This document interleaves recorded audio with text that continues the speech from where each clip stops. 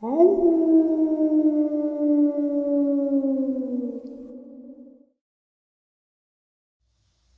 greetings and salutations, everyone. I do hope everyone is still doing well, and welcome to this night-ending bonus upload. Before we jump into it, a couple quick links. As many of you know, I rely on Patreon, PayPal, channel membership, and the merch to help the channel to continue to grow and go. Links to Patreon, PayPal, and channel membership is in the description below. Merch displayed directly under the video. Also, Dogman Frightening Encounters, Volume 1 through 3, the audiobook versions. They were written and researched by Tom Lyons, narrated and produced by me, Jeff Nadolny. Those audiobooks are available on Audible, Amazon, and iTunes, links to which are also in the description as well. And finally, last but definitely not least, if you'd really like to help support this channel to continue to grow and go, simply subscribe. It does not cost a cent.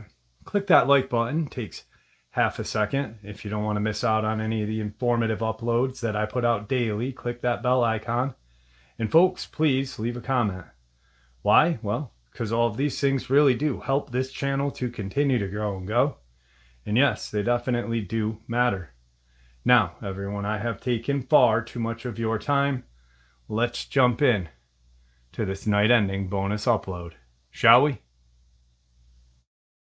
Alright folks, this experience that I'm going to share with you right now is a hunt that Victor shared with us while he was with our channel. It is the only hunt that he never personally shared verbally. All the rest he had except this one. And I really wish he had, because this is probably one of my favorite hunts that he ever did. Let's jump into it. The San Leandro Hunt, April 18th, 1992. Dogman kills 2 fugitives on the run. Well, it was a slow day, and just about every agent was in the office enjoying their coffee and some bad jokes. The CO calls me in and asks if Ellis is ready for some field training. I reply he is the youngest man here right now, but this agent can really shoot. And I remind the CO what happened when he was put before Raphael, that he had passed out, but on the count of his shooting ability, we did hire him. He's very fast and accurate with a handgun, deadly accurate. We talk a few more minutes and call him in to join the conversation. He is agreeable to everything myself and the CO are talking about. So we are supposed to report to San Leandro Police Department to pick up our file, which is not normal operating procedure. I tell him to saddle up, and he tells me he needs to go back to the barracks and get his equipment. Everyone roars with laughter. Not so much at him, but at me. It was going to be a babysitting trip. At this time, I still had 2 or 3 ahead of me in rank, but I was trying to make my way through them as best as I could without busting anyone's buns. He finally makes it back about 25 minutes later, and we head to the helicopter pads and take off. I tell him to get comfortable and rest best he can, because when we hit the ground, we're going to move fast and not slow down. All he wants to do is talk and know what to expect after we get onto the ground. I try to keep it together and keep my cool with this young Marine. I explain what to expect out of him, and he is paying almost too close attention. He's reading my lips and hearing me, also absorbing everything I say. And it's like he's a robot or something. After about 4 hours of this, and dark comes upon us, he finally backs off, gets into position to sleep, and looks like a young kid lying there. It would make you think of your own kids back at home. Finally, sleep came for me, and I felt us landing, and we were putting down to refuel before carrying on with the trip. I got out of the cargo area, and Ellis slept right through the whole ordeal, even starting the Chinook up and taking off. I don't see how, but he never did wake up. It was well after daylight when we landed the next morning, somewhere around 10:40 hours. And they had a car waiting for us. We put our gear in the back seat, and we were wearing our weapons when we entered the police station. We were met by the Chief of Police Ballard and Game Warden Brian Johnson, who had a file and was going to take us out to the scene of the attack. So I ask, why are the police involved? He states that this started out as a robbery gone bad at the grocery store late in the day. That the male entered the grocery store and he was going to rob it. His female accomplice was already in the store, but no one knew she was with him. There had been 2 officers in the store in plain clothes, off duty, when all this went down, so they confronted him. And now that he was outgunned, he grabs a hostage. The hostage is his accomplice, unknown to police. So they back off. And it's almost dark outside now, and he and her are making for the door slowly. Other units are on their way, but don't get there before they reach the outside and are able to make it under a 580 going east on foot into Chabot Park. They then called the dogs in and the game wardens to assist in the search for the 2 fugitives. Then Brian and the state patrols took over and explained they traveled about 1 mile due east and was nearing Redwood Road when they were attacked by dogs, as best as he can tell. That's where the female's body is, and we have men there with her, standing guard to make sure they don't come back and feed on the body. Or anyone happens by. It's a good place for homeless people to camp out. I asked about the man. His pistol is lying there empty, but we found where he crossed the road. And he is hurt because we found he is losing blood where he crossed. But we have not tracked him any further because we don't know what we are dealing with. I say dogs, but I really don't think dogs could do this to a human body. No way. Brian said, and the police chief interjected and said, I'm sure he doesn't want to hear any Indian tales, Brian. I took Brian aside and asked him what he thought it might be, and he said it was a dogman, that his girlfriend had taught him all about them.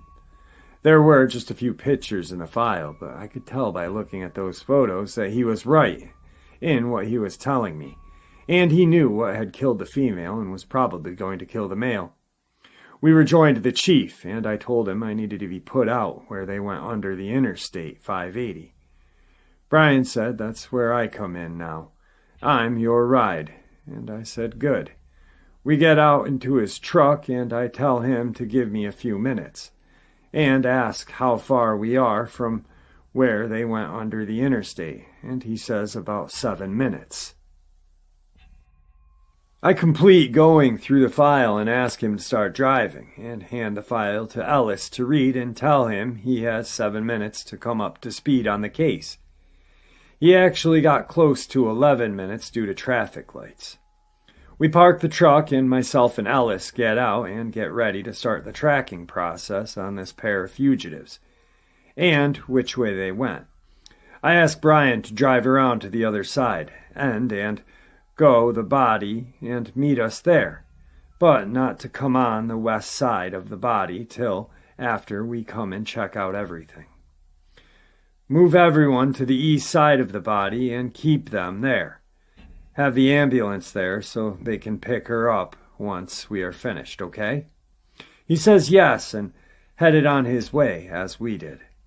We enter Chabot Park, just south of the zoo, as you could hear the animals making their noises, and all the sounds associated with the zoo. I told Ellis to settle down and quit shaking like he was, and he stated it was excitement that everyone said I was the one to learn from, that he wanted to read my file about Little America and how I survived it. I told him let's clean this up and pick up on track on these people, and we will move forward after that. He shook his head okay.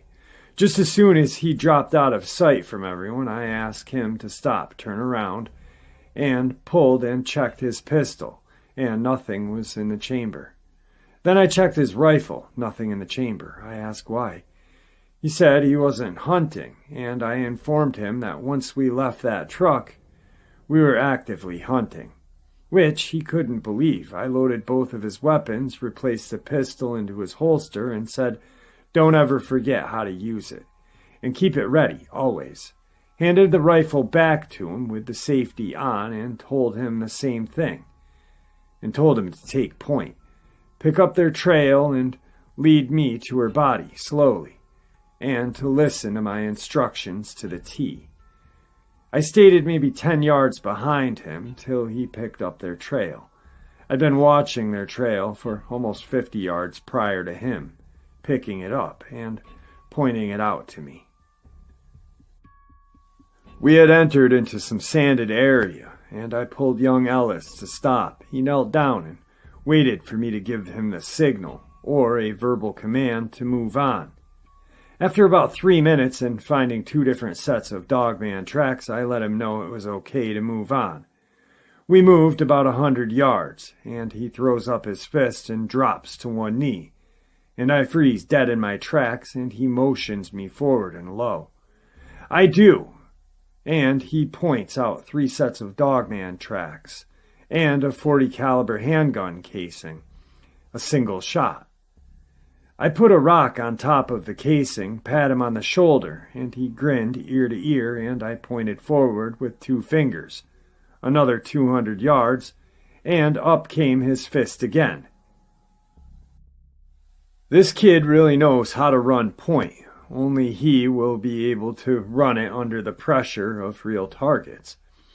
Now we are up to 4 targets, and I am out here with an agent who has never fired his weapon at a living target other than human beings. Yes, he has 12 confirmed kills, but that still doesn't prove himself against monsters, especially after passing out from facing Raphael. Also, he locates 2 more casings, so these poor folks know these creatures are after them.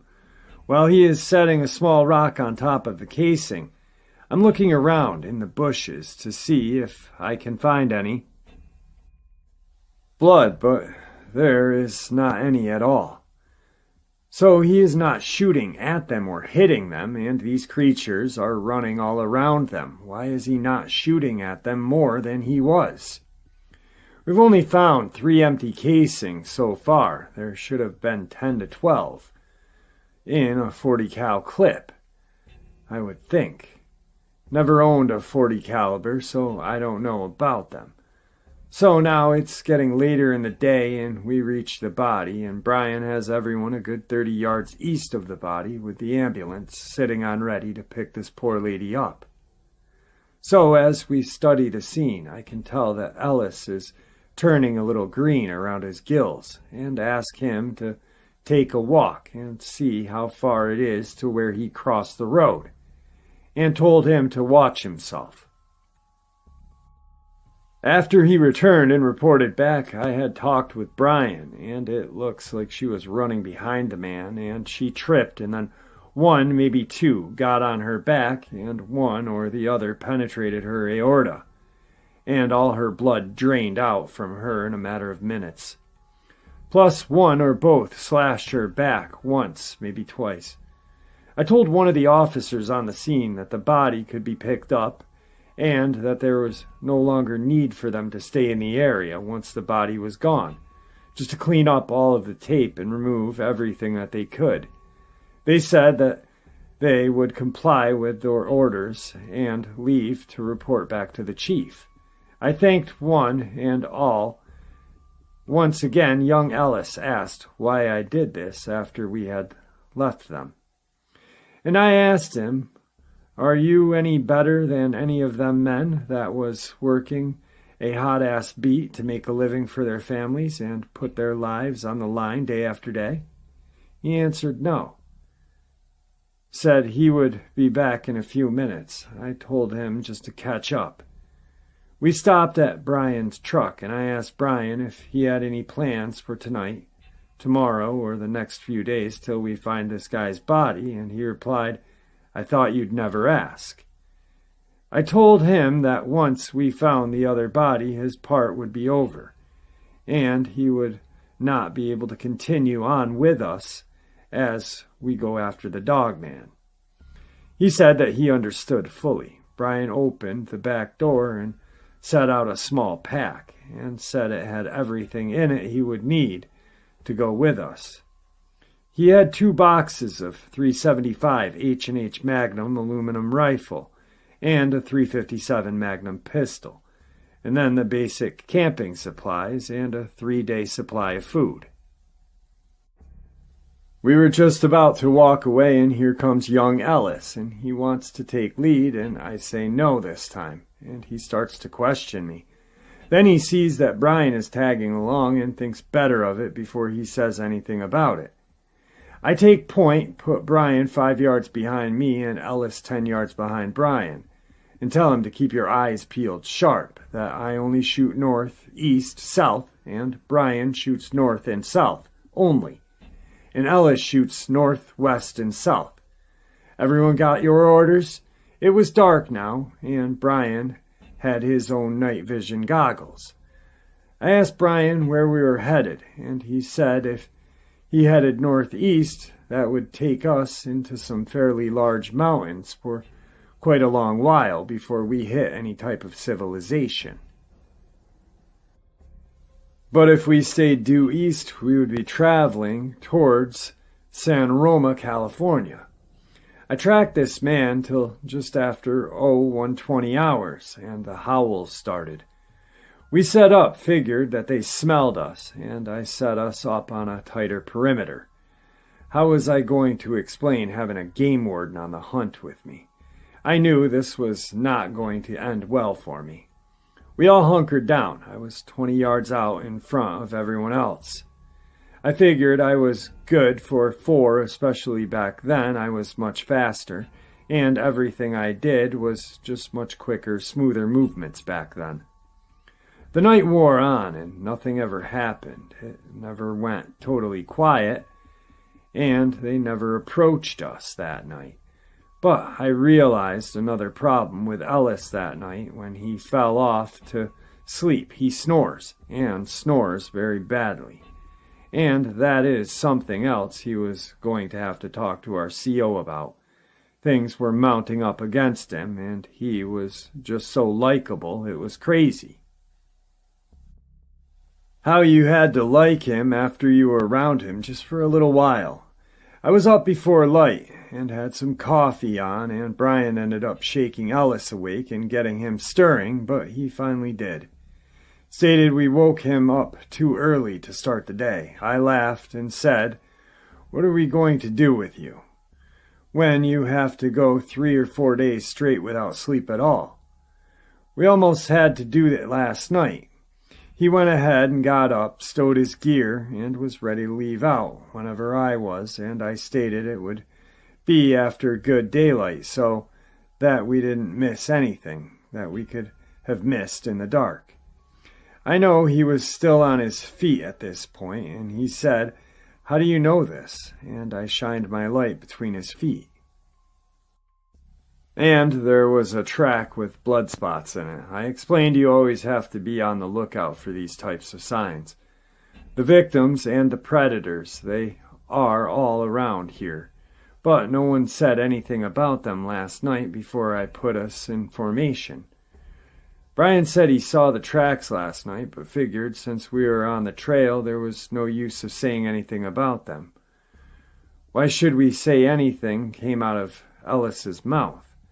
And I snapped back to let me know that you're paying attention, and I'm not out babysitting you like everyone back in the office thinks I'm doing right now. Why would they think that? He shouted back. Because you're of actions. No, we don't make you get up at any certain hour, and yes, you can report when you want. But you need to look at what we do and what we are up against, and how many men apply for this job and are turned away. Who really gets to hunt monsters for a living? Sure, you can't go out and brag about it. They will all think you're crazy, till your back looks like mine. Then you can say you have fought a monster and came out ahead. I told him, look, nobody wanted to go on the first hunt with you, and I kept my mouth shut, never said one way or another. I was third in line to go out, and I knew when I was called in that you were going to be tagging along, and I never said a word about it. I bragged on how good of a shot you were, and I did remind the CO what happened when you were in front of Raphael. And I don't think you have been back to the enclosure since, and yes, this worries me. At the time, Brian is staring at me with more and more questions building up, and I can see them building up. So I turn to Brian and tell him, Brian, I can't answer any of your questions you are going to ask, so please don't ask. And he tips his hat but continues to listen. I then said after we find this body that Brian will drop out of our little team and call in and get help to get that body out. And we will continue till we catch up with the Dogman, and we will take the 4 of them out. Sun's up good now, and it appears to be a sunny April day in California. I'm standing about 40 yards from Brian, and Ellis comes by and says he's sorry. I tell him no problems. Let's just work together as one machine instead of 2 different ones, and do our duty. Hoorah, sir! And off he goes, thinking he's feeling better about himself now, but also thinking he will be high maintenance to keep motivated and going in the right direction. We leave out, me on point and Ellis in the middle and Brian on our trail. We have turned almost due north, and Brian has picked up on this as we start to enter the highly rocky area. Much easier to track the man now with his blood droplets showing on the rocks. Also a good place to get ourselves ambushed, so I tighten up on the group. As we continue to move forward, I spot the man's foot and stop everyone and ask everyone to look closely and see what they see. And both of them spot the foot within a couple of minutes. I put them back to back as I move forward to check the situation and find the man's deceased and almost eaten mostly from the waist up is gone. No way to identify him, and this day is slipping away. And I don't think it's safe to leave Brian here alone, so I break out the satellite and make a call to the CO and report in that it's for Dogman, and we are on the trail. He asked if I want another agent to join us, and Ellis can hear our conversation, and I tell him no, that me and Ellis have this. And the CO says, "Are you sure?" And I say, "Yes, sir." I'm hoping in my heart he can just get one. That's all I'm asking for, just one. That made his spirits rise that much higher. Someone was putting some faith into this young man, and maybe this would make him grow. Only time would tell. It was now 15:55 hours, and we had just gotten our coordinates called in, and they told Brian to tell us to go on, that they should be there around midnight, and that he could guard the body and then help it get out. That they were sending in 6 men. I told Ellis to make camp. We would hunt tomorrow and tomorrow night. We all got comfortable 40 yards away from the body with a little better view should they return during the night. We laughed and caught up, and before dark I changed my shirt, and Brian said, "What the hell got a hold of you?" Ellis jerked around, and I stood there for a minute, and then I put my shirt on and told him a werewolf. He said, "They are really real?" I answered and spent the next hour telling him about the Wyoming hunt, and Ellis's eyes. You could tell that he would never make it if he went up against a werewolf. He would definitely lose. You could see it in his eyes, his face. I knew this now, but I had to continue down this road with him, and knew I had to protect him and get him back to Virginia just so the CO could fire him.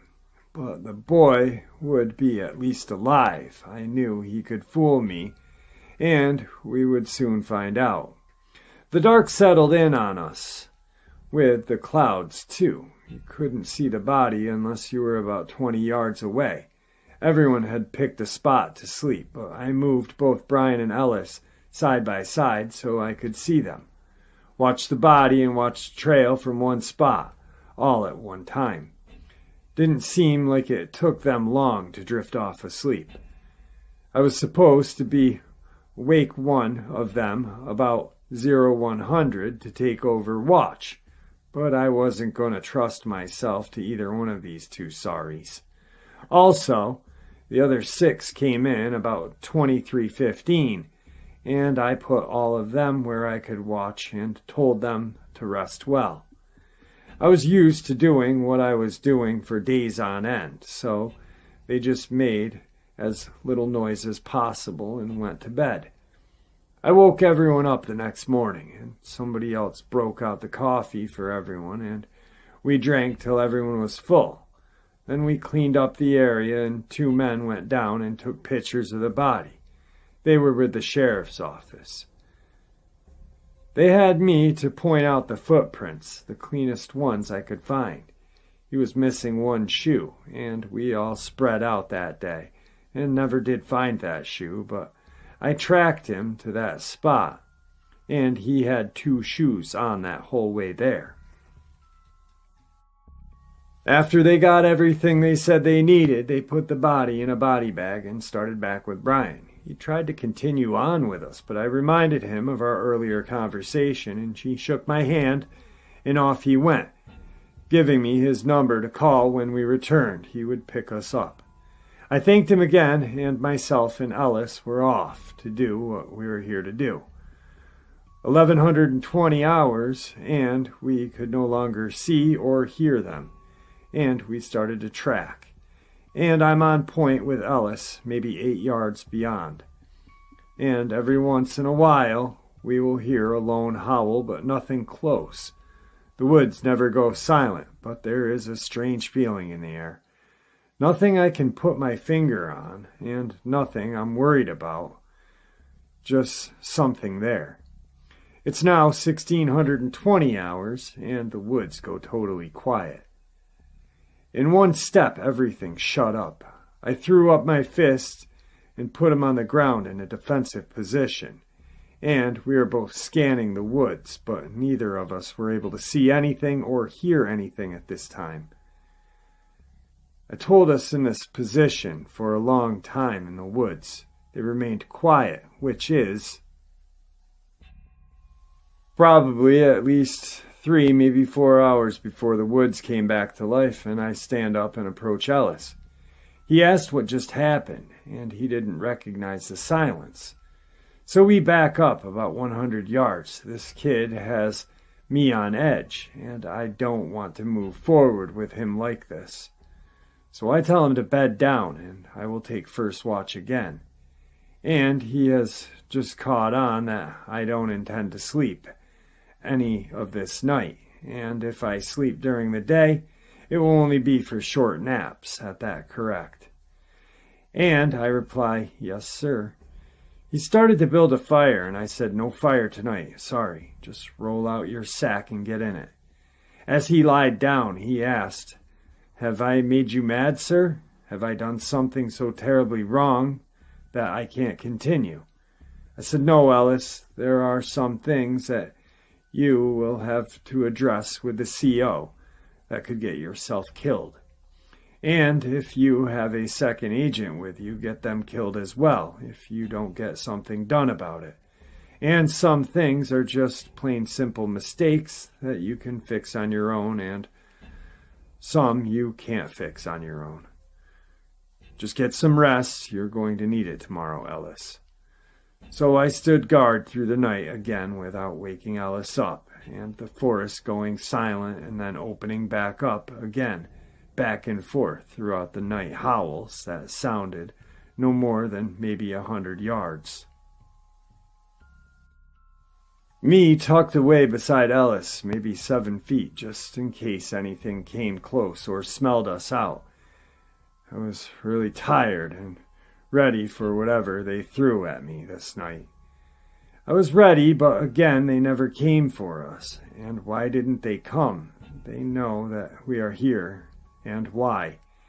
Here comes the sun, so I put on some coffee just to see if my talk had done any good. I didn't wake Ellis up. I actually thought about leaving him in his sack and moving on without him, but that wouldn't be right. But I did use the time to call and talk to the CO and give him a heads up on everything that has went wrong so far. And he asks for my recommendations. I said very sternly write up and assign him to only one type of cryptid, that we will make him a specialist of a dogman. That is, all he'll have to deal with is the dogman. The CO is agreeable to that if Ellis would be. We would have to see if he's agreeable to that. He arose finally at 10:30 hours, and you could see guilt in his eyes. He started to speak, and I held up my hand. I didn't want to hear any more from him. He ducked his head and put his things away and rose and drank some coffee, and we were soon off. We were in some very large rocks that had a lot of overhangs, and we had to check most of them as they had to be looked into. Ellis was not saying very much today. He knew after the talk I had given I was expecting more out of him, and he had let me down. I don't know where he came up with these hours like he did, but that's what he had in his head. I kept telling him to get his head in the game. Something was wrong, and he kept waving me off. And I was hoping he was right, but that nagging gut feeling kept coming back over and over. And the silence would come and go, and it's like it was toying with us. But I wasn't going to let it win. No way, no how. So now we are down in some deep rocks, and we aren't going to get out of there before it's dark, and I tell him to put his night vision goggles. We're going to hunt through the night. So we both get ready for the night. I can see the sun is still shining above, so we sit down for 1 hour and get me a little rest, and a little rest means a lot right now. So I open my eyes 55 minutes later, and he is amazed that I can do that without any kind of alarm. And I tell him that it's to train your body to do such things. So we are up and working in the dark now. The bottom edges of these giant boulders and some openings in the bottoms of them, looking for signs to see if they are using any of these natural openings for cover. It's now 2200 hours, and he said he has to change the batteries in his night vision. So we find a good place to do this, and it's done in less than 2 minutes, and we are back up and operating. Time seems to be dragging, and everything is just so still. It's now 00:2500 hours, and Ellis says his bladder needs to break. I agree, and we stop about 30 feet apart and relieve ourselves. And he comments that we are never going to catch up with these dogman, and I say that we will soon enough. I started to say something, and his hand flew up, and we both dropped to a kneeling position and began listening very intently. It was coming from my right and ahead of me. I then glanced to Ellis to see where he was to my left, by maybe 8 yards, and maybe 3 yards behind my location while this noise is getting closer. Then the noise just quits. No movement anywhere, and it remained this way for several minutes, and we held our position. I glanced over to make sure Ellis was not moving any, and he was holding like he was supposed to. Then there was some small noises and movement, and I trained my rifle to this area of brush it seemed to be coming from. And there was an opening there big enough to get through. I was worried about Ellis. I could see his eyes, and they were as large as saucers, and he didn't have his rifle in the ready position. I knew that they were getting ready to come, but from where? I was uncertain about that. I thought I knew, but seldom does a dogman hit you head on, mostly from the sides and rear. But our rear was covered, so they had 2 sides and the front, but Ellis was not looking to his left, and we had not even went over a shooting pattern. when we got down to business. I was hoping he would remember what he had been taught to try to let all the targets get into view before we open up on them. But sometimes this will not work, and you do what has to be done at that point. Then came a loud snap, and here they came from 3 directions, and I'm seeing come from all directions, and know in my head instantly that there are from more than 4. And I dropped number 1 and then number 2, but they came from straight in front of me now. I have Dogman closing in from my right side, getting very close, and still more coming from the front, and Ellis has not shot yet. I can't think about Ellis right now and shoot number 3 to my right and number 4 to my right and scream at the same time to Ellis to get into this fight or we are going to die, both of us. I wheel around and kill number 5 right in front of me, maybe 3 yards away, and I glance at Ellis and he's just standing there staring at me. His whole chest is missing, and I start to lunge for him, and I'm cut off by a pair of Dogman. It's like they're grinning at me with blood and intestines hanging from their hands. I raise my rifle and start to scream and bust both in the heads, and down goes number 6 along with number 7. At this point, I think that I'm going to die. Too many Dogman left to fight. Still, as I turn to face the remaining Dogman, one dives and knocks my rifle from my hands and rakes my right thigh with his left hand and claws, and takes out my right hand and claws and sticks them into my stomach very low.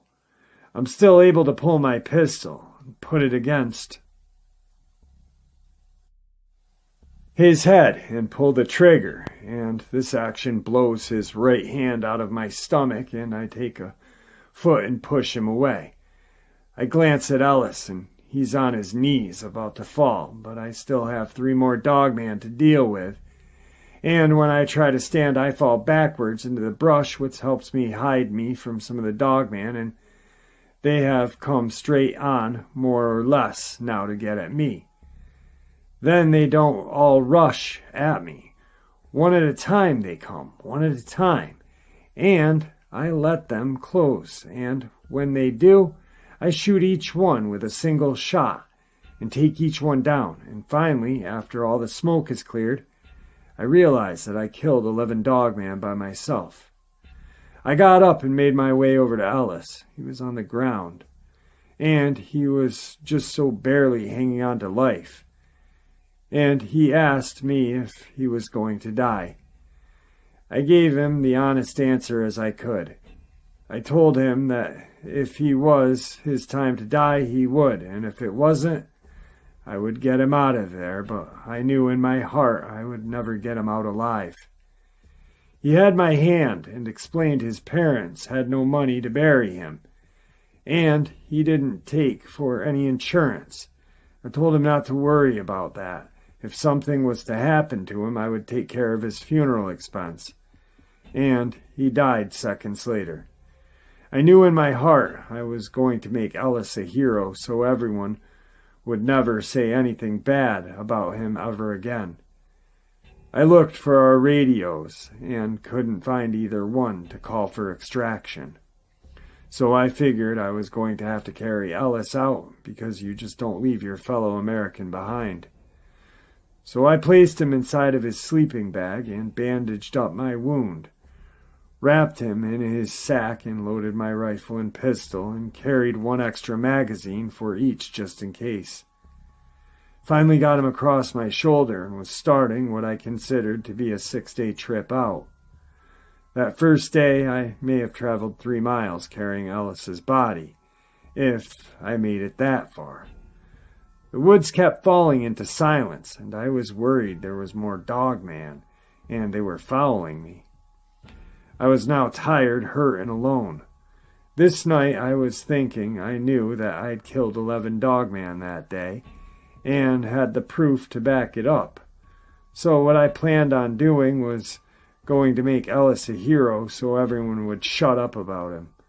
I knew everyone would believe me except the CO. And if I put it in writing, he would have to challenge me on it. And he was not there, so I didn't see that happening. He didn't want to draw any undue attention his way. I woke early the next morning, and man, I was hurting for sure. I sure wished I could have found either mine or Ellis's satellite radio so I could have called for a pickup. I tried to walk for 8 hours, but things weren't working out too well for me doing this at all, actually. And I wasn't about to leave Ellis's body for some animals to chew on. It was already where his parents could not have an open coffin. This day, in 8 hours, I figured I traveled 5 miles only. I was very weak and following morning, and there was a slight breeze, and very cloudy, and sprinkling rain. Not heavy rain, just enough to get you wet. And that sleeping bag his body was in was taking on water pretty fast and making everything heavy. And the ground was slicker, and by the end of this 3rd day, I knew where I was, but I still had at least 1 day's walk to get to where we found that man's body, if everything went good. I bedded down at night, and the woods were as still and quiet as could be. No sound, no movement, no nothing, so I decided to sit up for a while. Something's feeling bad wrong again, and I can't put my finger on it. If you can't see it, you can't shoot it or fix it, and this is about the place. The first time I had such a bad feeling, so I'm lying on top of my sleeping bag, pretty warm and everything, and something snapped, and I mean it's way too close for me to even grab it. Either one of my guns. The rifle is on the ground beside me, and my pistol is in the holster. And I mean less than 2 feet from my head to where it snapped lightly. I started to turn, and it pounced on me. About 30, maybe 40-pound cougar cub. Scared the bejesuses out of me. I thought I had been had. After about 4 or 5 minutes, it took off. I don't know where its mom or dad was, but glad I didn't have to find out. Finally, I dozed off, and I have the first of my nightmares. I hear Ellis calling my name, and I rise up to see him sitting on a rock maybe 10 feet from me, his chest ripped out, and he asked me over and over why I didn't try harder to save him. And finally I snapped to it, and it's still dark with no signs of Ellis, but I'm soaking wet with sweat again and cold now that I'm exposed to the elements, and have to get inside my sleeping bag, but never went back to sleep. Daybreak comes, and I am off, again trying with everything I have in me to make some extra time today, and make it to where we found the man's body by lunch. My body is screaming, no more, no more. I sit down beside a tree and wake up, and it's dark. Not sure how far I made it on this day, or what time it is, the 4th day. And on this night, once again, the nightmare returns 3 different times. I fell asleep, and each time I awoke to the same dream. The last time, every direction I looked, I saw Ellis, so I no longer slept that night. After the 3rd attempt. Day 5 up with the sun and a new problem. Rigor mortis has set. The buzzards are overhead in an awful way. He is flat as a board, no bend to his body whatsoever. I have to get Ellis at just the perfect spot to be able to carry him at all. And he is terribly hard to balance. Nothing to eat, gonna have to find some water today. My canteen is almost dry now as well, so I have to keep my eyes open for water, wishing for lots of things right now. Tried not to sleep last night, but fell asleep sitting up twice and had nightmares. Now, when I get back to Virginia, I will need to see someone to help me get rid of these nightmares. Trying to conserve my water and not drink any today. No food, and going to be till tomorrow before I reach Plato, where are all of the people when you need them. I never can answer my own questions when needed. Laugh out loud.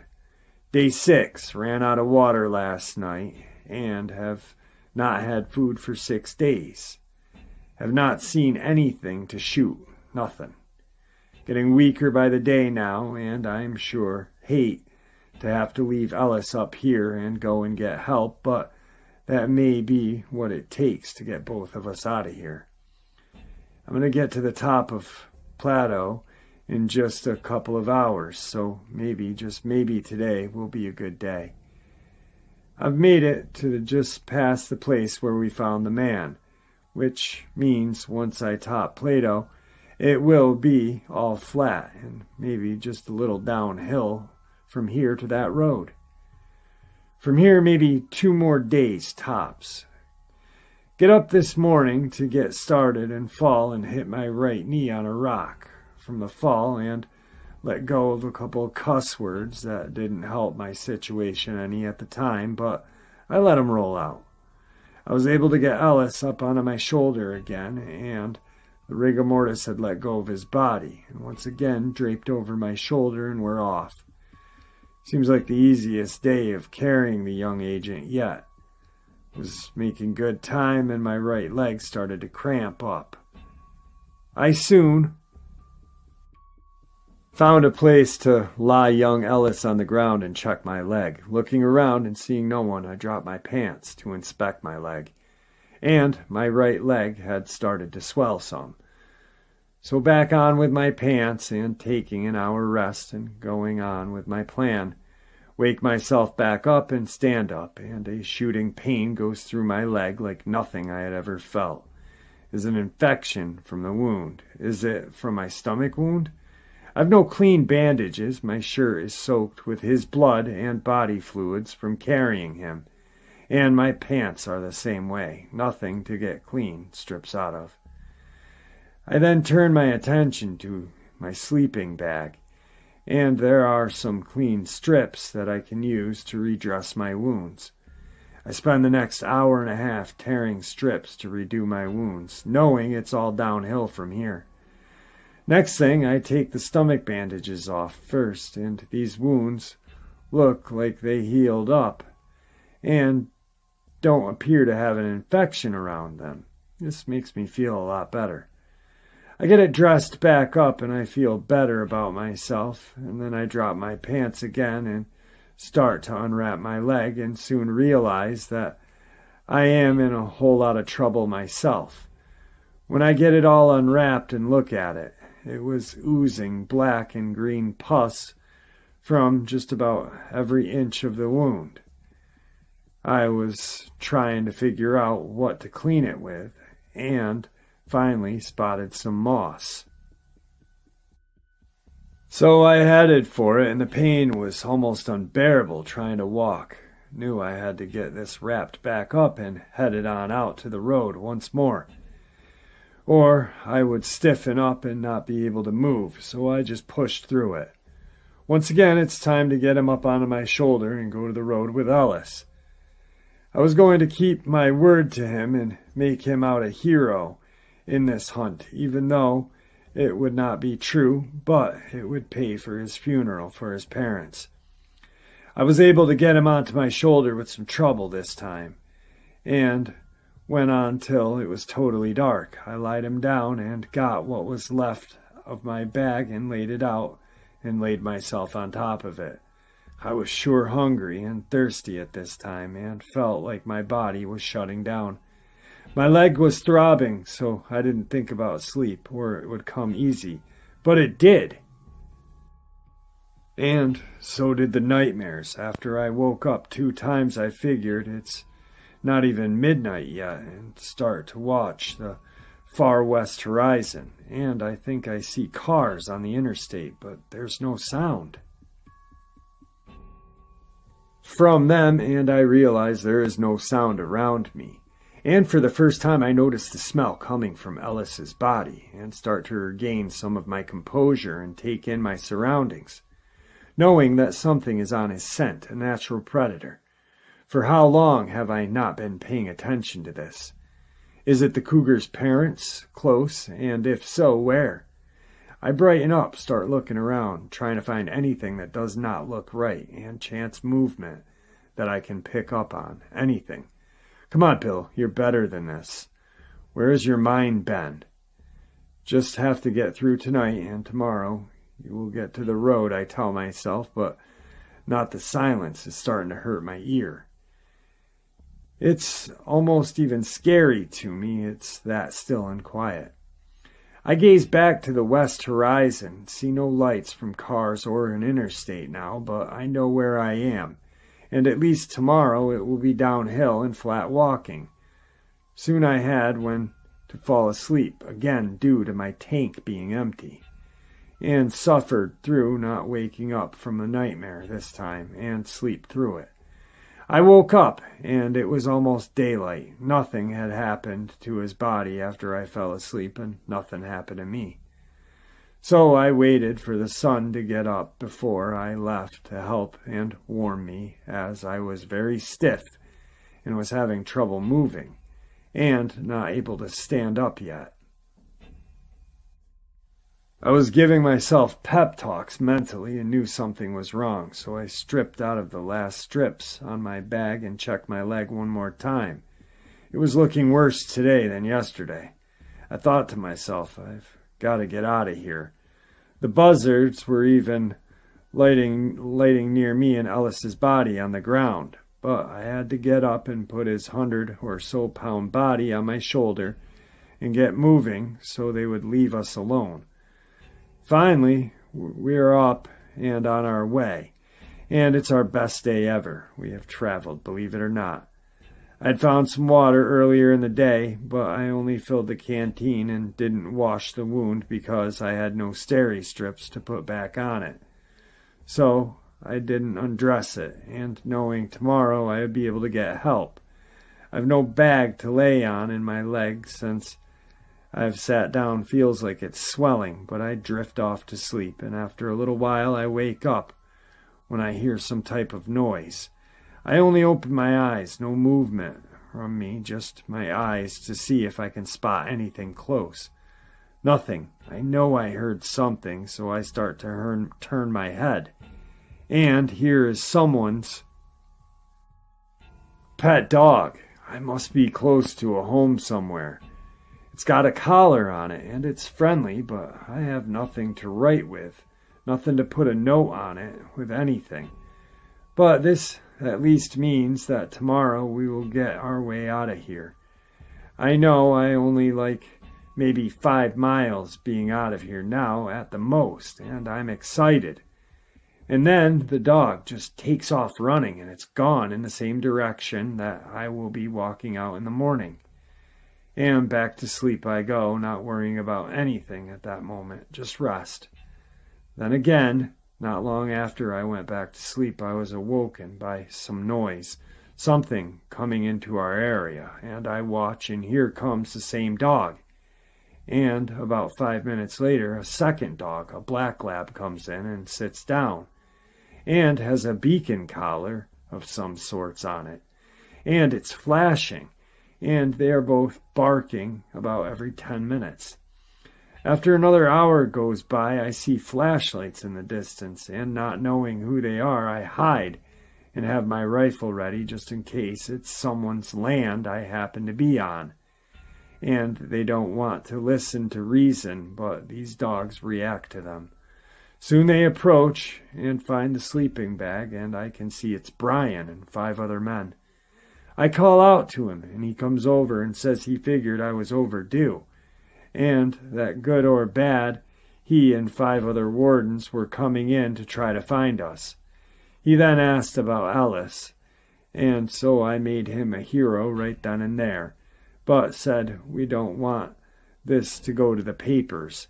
I told him what was left back there, and that there was a fully automatic weapon back there also, that needed to be retrieved at some point.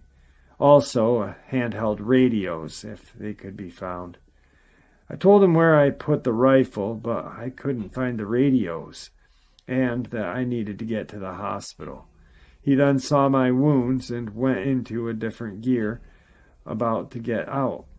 He was going to leave Ellis's body and take me out and go back to get him, but I explained this was the 7th day, and I wasn't leaving him behind at this point. They could get me on my feet and I would walk, and they could carry Ellis out on some sort of stretcher they had brought with them. I asked how far it was being out, and he said maybe 2 miles, if that. One of the men had built up a fire and stretched out a bag for me to lay on, and I told him I would ruin it if I laid on it, and he laughed and said it would give him an excuse to buy a new one. So I went ahead and lied down on it, and they fed me some groceries and some coffee, and the coffee was sure good. I think I could have drank a whole pot. While we had been talking, 3 of them had put the sleeping bag that I had Ellis's body in inside a body bag, and the odor was gone almost immediately, except what was on me, and I smelled like death warmed over me. Early, just as the sun rose, 5 men lifted me onto a gurney and started down the road, and a large man took the lead with Ellis draped over his shoulder. When we arrived, the coroner was waiting, and so was an ambulance to take me to the hospital. I spoke with the coroner and told him that we were jumped by a pack of probably 20 wild dogs, and that we killed the majority, and that any testing that he needed to be done would be done by me, just to turn Ellis John's body over to how come from the CIA or the FBI to retrieve his body, to take to his parents for burial. So, cause of death, animal attack, and problem taken care of by 2 agents with loss of 1 agent.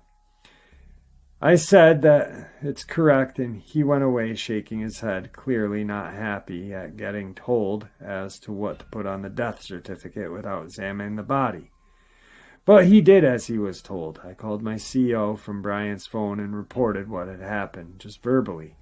He called me a liar, but said he would notify the family, and when the arrangements were made, he would find out the financial details for me so I could pay for it for the family. Told him I would fill out my paperwork just as soon as I was out of the hospital, and was able to hike back in and retrieve the automatic rifle and to try to find the 2 missing radios. They then took me to the hospital and began to work on my wounds. They bathed them and soaked them in special solution bath that I would soak in twice a day in a whirlpool type of bath to get everything out of there. On the 3rd day, they finally sewed it back up with 344 stitches. More stitches in my leg now. One of the nurses was nice enough to go and purchase me some clothes with a card and bring them back to me, and Brian and his wife offered me a place to stay and a vehicle to drive back and forth to the doctor's. Most of the time his wife took me because I didn't know where the office was located. It finally came the day for the stitches to come out, and I was going to go up and get the other weapon, and Brian decided he was going to join me on this trip. And I tell him that after I let him see them, that I will have to erase that memory from his brain, and he laughs and says that's fine. And we talk, and I realize we actually could use this guy on our team. I start to see just how much he really knows, and I talk to the CO about him and ask if we could make an exception. He asks which one, and I say I don't know yet. Let me qualify him, and I will let you know. He may not be interested in moving all the way across the country. I asked if he would be interested in working along with me and doing what I do, and he asked, what do I do? I told him I hunt monsters, and he smiled again and said to show him first, then we'll talk. We are both in good shape, but I am weak, and it takes 2 days and almost a half to get where we fought the Dogman. I pick up the rifle and find my radio in the bush, where I was knocked back into the bush so deep when the one took a dive at me and got my leg and stomach. Must have hit the radio and knocked it free. Brian has a cloth over his mouth, looking at what remains of the Dogman, and says, "How on earth do these things actually live here among us?" He asked to see one of the rifles, and I handed him Ellis's, and he saw the clip is numbered 1, and he opened his pack and found 11 more clips in his pack, numbered 2 through 12. And he said if he wore a vest. I answered he did. How many magazines were in his vest? And I said it was ripped away. I couldn't say for sure. And he showed me the number of magazines. Brian figured out that he never fired a shot. Said he didn't even have reloads in his vest for the fight. Finally, right at dark, found his radio 50-some yards away from where his body was on the ground when the final swipe was made at his chest and it ripped through in one direction. We made it out in 2 days, and I asked Brian again about working, and he said he was going to think about it. And I got Lewis on the phone, and he took care of Brian's memory for a short period of time. And we parted ways, and I never heard from him till almost 8 years later. I get a call, and I recognize the voice, and he tells me about his wife and kids. They have 2 kids now, and he can't leave because he has to help with the kids, and his parents are not going to move, and her parents aren't going to move. And his wife had been killed in a robbery for like $39. She was killed because she would not hand over her money. And there you have it, folks. I do hope you all enjoyed this night-ending bonus as much as I enjoyed sharing it with you, and I'd like to thank you all for supporting the channel. After all, it is your support that keeps this channel growing and going, and what gives us all a place and a chance to share our experiences and theories judgment-free. Everyone is simply treated with the respect we all deserve. Thank you. Please, everyone, stay safe, happy, healthy, and ever vigilant, keeping an eye on our children, pets, family, and friends. These creatures are real. They are out there and dangerous. Share this information with those you love and care about, and it may just help save their lives someday. Until next time, never stop asking questions. Never stop searching for the truth, and God bless you all.